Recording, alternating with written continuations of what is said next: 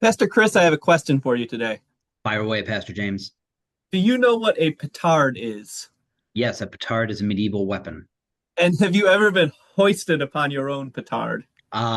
Physically, I don't own a petard, so I've never been hoisted on anyone's petard physically. However, metaphorically, yes, I have been hoisted upon my own petard. Well, and the reason I ask is because I have been reading our story from Genesis this week. Let me tell you, there is some major hoisting of petards going on.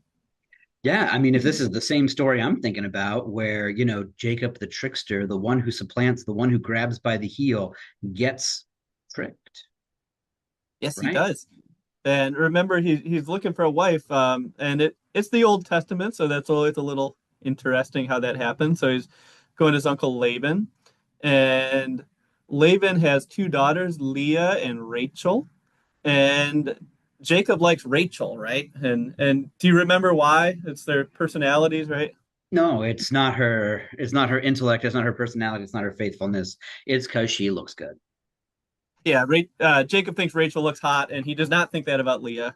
So true love at first sight, you maybe at only sight, you could say so far. But Um, it's also important to know that Leah's the older daughter. yes, and that's going to be important. So Laban says, Jacob, you do 7 years of work for me, and I will let you marry my daughter. And Jacob thinks he does the seven works, and they seem to him but a day. I think the text That's is. exactly what it says because he loved Rachel so much.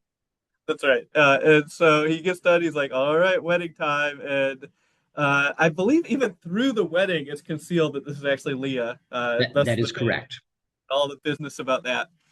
Um, and then Jacob uh, gets through what he expected would be a joyous occasion, the wedding night, and behold, it was Leah. Oh no! In the morning, it was Leah. That's right. The text is a little abrupt. Of course, he Lie. had probably an abrupt morning. So That's right.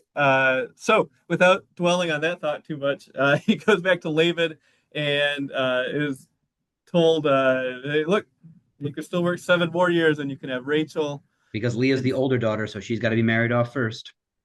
yep, so he does, and finally it happens. And I think one question I often get, Pastor Chris, I don't know if people ask you this, is does God have a sense of humor?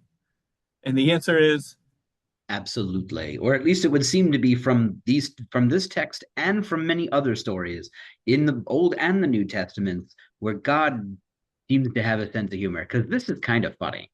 I yeah. mean, it's funnier because it isn't me in this That's story, but I mean, I think if you're one of the first hearers of this story and you hear all these stories about Jacob tricking Esau and everybody else, like you are gonna be rolling in the aisle laughing here when you hear about Jacob finally getting his comeuppance. Um, but in a sense, it's kind of laughing with and not at, if you will, because it kind of works out in the end. Leah and Rachel are going to be two wives who bear many of the sons of the to Jacob of the 12 tribes, what will become the 12 tribes of Israel.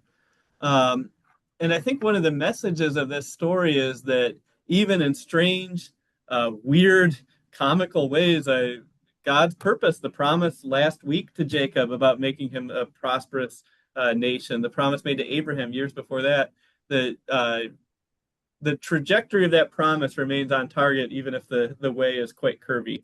well, we people are curvy kinds of people, but God's promise, God's promise is sure. In fact, didn't we just read something from the Apostle Paul to that effect?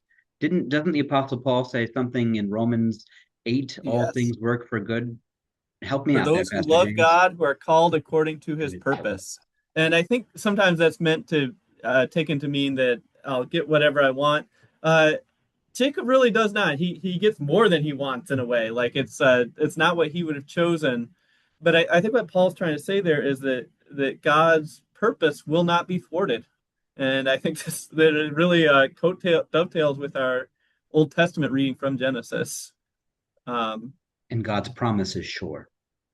Yes. And so I would say my takeaway for this week is God always hoists the last petard.